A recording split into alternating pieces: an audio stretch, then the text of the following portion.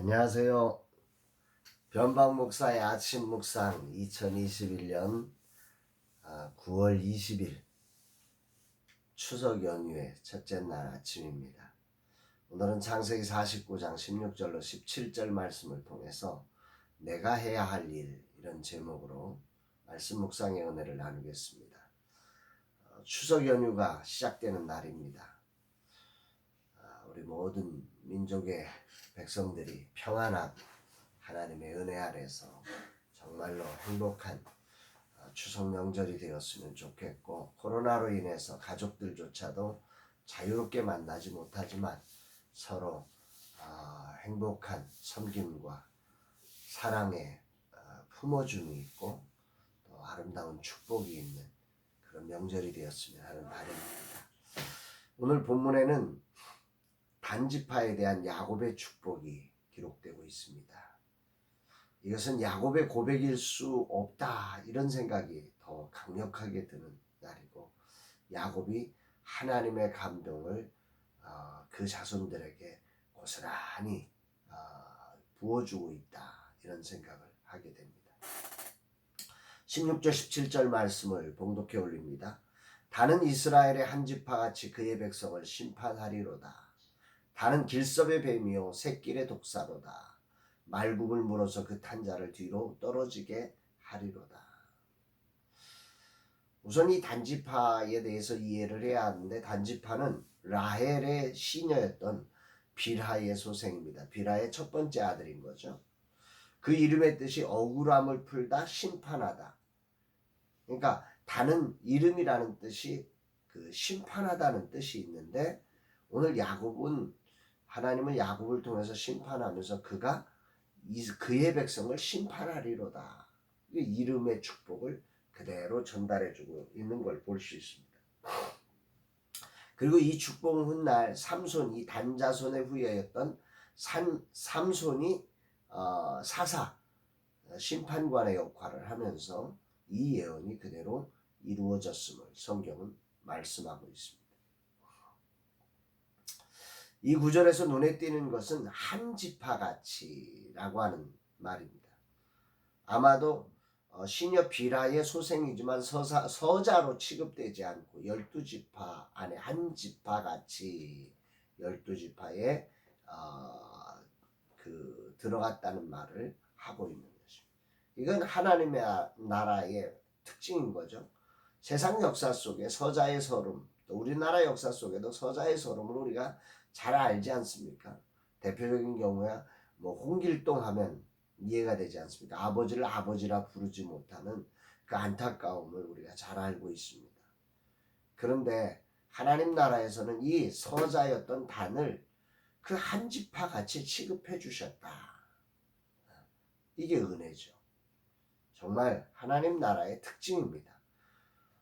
좀 더 나아가서 오늘이라는 시점으로 보면 영접하는 자, 곧 그 이름을 믿는 자들에게는 하나님의 자녀가 되는 권세를 주셨으니, 우리가 죄인 되었지만 정말 하나님과 원수가 되었음에도 불구하고 그 예수 그리스도의 그 보혈의 은총을 힘입어서 영접할 때, 예수 그리스도를 구원자로 주인으로 영접할 때 그들에게 하나님의 자녀가 되는 권세를 주시는 이 놀라운 하나님 나라의 은혜의 계보가 이어지고 있음을 말씀하고 있는 것입니다.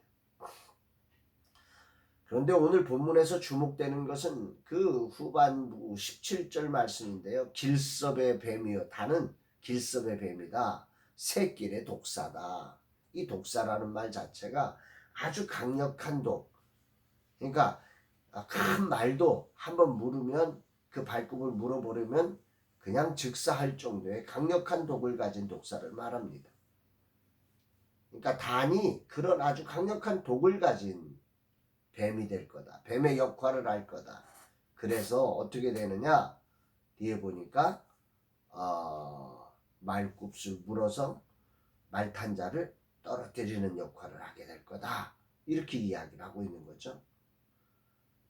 단지파가 독사가 된다는 저주, 그리고 그 독사가 되어서 말탄자를 떨어뜨리는 역할을 하게 될 거다. 한마디로 마귀짓을 하는 그런 지파가 될 거다. 뭐 어떤 주석가들은 이 예언의 말씀을 예수 그리스도를 대적하는 적그리스도가 태어날 것을 예언하는 내용이라고 말하기도 합니다. 뭐 단정지어서 우리가 그렇게 해석한다는 것은 조금 인간으로서 무리한 부분이 있을 수 있기 때문에 조심스럽지만, 어쨌든 단지파가 훗날 이 우상숭배의 그 근거지가 되고, 그 우상숭배가 전 민족에게로 이 독이 퍼져나가듯 그런 역할을 하고 있는 모습은 이런 해석을 가능하게 하는 하나의 주춧돌이 되기도 합니다. 저는 어쨌든 오늘 이 말씀을 추석 연휴의 첫날에 보면서 야곱은 이런 단지파의 미래를 축복하고 있습니다. 오직 하나님의 영감을 그대로 그 자손들에게, 아니 자기 자식을 놓고서는 얘는 뱀이야, 독사야, 이렇게 말할 수 있는 사람은 아무도 없죠. 아무리 비유를 들어도 그렇게는 비유를 안 들겠죠. 이 야곱의 생각이 아니라 하나님의 생각을 고스란히 그 하나님이 축복에 좋으신 하나님을 믿기에 그렇게 할 수 있는 것입니다. 거기에 인간적인 생각을 가미하지 않고 그대로 선언하고 있는 이 야곱의 모습이, 오늘 이 명절에 우리 자녀들을 내가 어떻게 축복할까 할 때에 내 생각으로 축복하는 것보다 하나님의 생각을 따라서 축복하는 일이 소중하겠다, 이런 생각을 해보게 됩니다. 오늘 추석 명절을 시작하는 날 단지파의 모습을 살펴봅니다. 시녀의 자녀로 12지파의 계보에 들어가서 정말로 심판관의 역할, 삼손의 역할이 그에게 주어졌, 차별 없이 이 12지파의 소속이고 은혜의 심판관이 될 수 있는 그런 길까지 다 역할을 주어졌지만, 그러나 결국은 독사처럼 죽이는 역할을 해야 했다는 사실을 묵상을 해보게 됩니다. 뭘 말씀하시는 걸까? 명절 자녀들과 함께하는 시간, 아버지로서 하나님의 은혜를 힘입어서 자손들을 축복하되, 인간적인 모습으로의 축복이 아니라 하나님의 그 생각을 온전히 담아낼 수 있는 그런 축복의 사람이 되라고 하는 그런 말씀과 함께, 또 하나는 이 단지파가 이런 역할을 하도록 방치하는 게 아니라 정말 생명 살리는, 생명의 삶을 사는 자녀로 잘 아버지로서의 역할을 하는 소중한 가르침이 필요한 시간이다, 이런 생각을 해보게 됩니다. 오늘 하루 주님의 뜻을 따라 자녀들을 축복하는 날이 되고, 또 하나님의 백성이 해야 할 일이 무엇인지를 잘 가르치는 축복의 통로로서의 역할을 하는 이 추석 명절이 되기를 간절히 소망합니다. 사랑하는 여러분, 추석 명절에 여러분들의 삶의 자리가 정말 하늘로부터 오는 하나님의 축복이 왜곡되지 않고 그대로 자손들에게 흘러가게 하되, 또 하나는 그 자손들에게 생명의 삶을 유전하는 엉뚱한, 이 독사의 독이 흘러오는 이런 엉뚱한 사람을 만들지 않고, 이 단지파가 블레셋 땅 그쪽을 점령하게 되는데 힘들다 보니까 이 사명을 내려놓고 다른 데로 이주해 가면서 이 우상숭배의 모습이 나타납니다. 그러니까 자신들의 사명의 자리가 힘겹다고 해서 이거 포기하고 떠나가는 그런 일들로부터 이런 그 저주가 시작되는 거죠.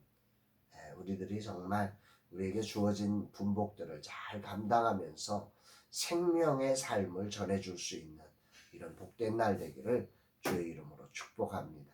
사랑합니다, 여러분.